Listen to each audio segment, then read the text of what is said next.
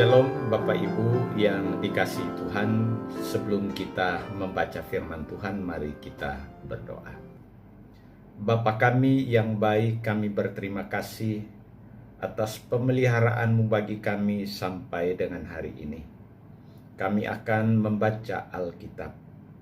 Kiranya Roh Kudus melawat kami melalui kebenaran yang tertulis dalam kitab suci ini. Dalam nama Yesus, Tuhan dan Juru Selamat kami berdoa. Amin. Pembacaan firman Tuhan pada hari ini terambil dari kitab Yeremia pasal 2 ayat yang ke-32. Dan saya akan membacakannya untuk kita sekalian. Demikianlah firman Tuhan. Dapatkah seorang darah melupakan perhiasannya? Atau seorang pengantin perempuan melupakan ikat pinggangnya?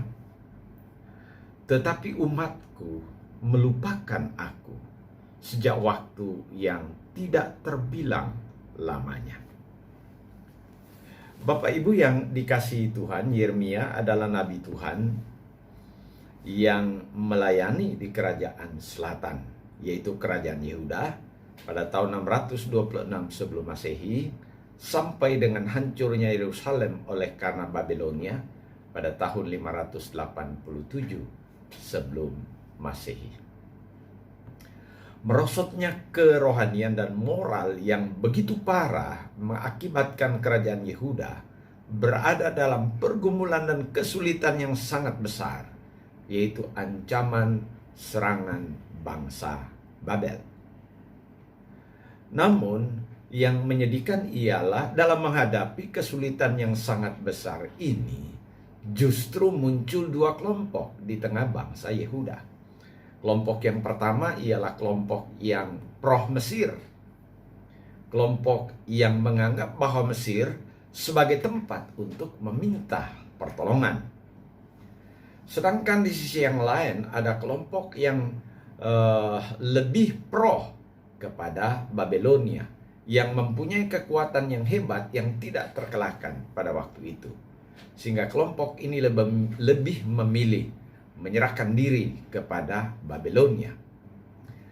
Berhadapan dengan sikap seperti ini, Yeremia menyampaikan firman Tuhan dalam bahasa kiasan. Dapatkah seorang darah melupakan perhiasannya? Atau seorang pengantin perempuan melupakan ikat pinggangnya? Tetapi umatku melupakan aku sejak waktu yang tidak terbilang lamanya. Sebuah kiasan yang menarik. Seorang anak darah saja tidak akan lupa dengan perhiasannya. Atau seorang pengantin perempuan tidak akan lupa dengan ikat pinggangnya. Dua hal yang begitu penting bagi anak darah dan bagi seorang pengantin perempuan. Walau sebenarnya perhiasan dan ikat pinggang tentu tidaklah menentukan persoalan hidup dan mati, persoalan hidup di bawah berkat atau di bawah murka Tuhan. Tetapi Yehuda sebagai umat Tuhan ketika berhadapan dengan persoalan besar oleh karena dosa mereka terhadap Tuhan, malah sebaliknya mereka melupakan Tuhan dan menolak Tuhan, walaupun sudah diingatkan oleh Nabi Yeremia. Bapak Ibu yang dikasihi Tuhan, ada dua pesan penting dari bagian firman Tuhan ini bagi kita sebagai jemaat pada masa kini. Pertama, masalah pasti selalu ada di setiap jalan kehidupan kita. Tetapi sebagai jemaat Tuhan, hendaklah kita menaruh pengharapan kita selalu pada Tuhan. Yang kedua, seringkali terjadi ketika menghadapi persoalan, kita lebih mengingat dan mengandalkan sahabat, teman, saudara, atau bahkan kekuatan, kekayaan, kemampuan kita. Dan firman Tuhan mengingatkan kita, janganlah sampai terjadi demikian. Yeremia pasal 17 ayat 7 sampai ayat yang ke-8 menuliskan, diberkatilah orang yang mengandalkan Tuhan, yang menaruh harapannya pada Tuhan. Ia akan seperti pohon yang ditanam di tepi aliran air, yang merambatkan akar-akarnya ke tepi batang air, dan yang tidak mengalami datangnya panas terik, yang daunnya tetap hijau, yang tidak khawatir dalam tahun kering, dan yang tidak berhenti menghasilkan buah. Pertanyaannya ialah, bagaimana dengan kita?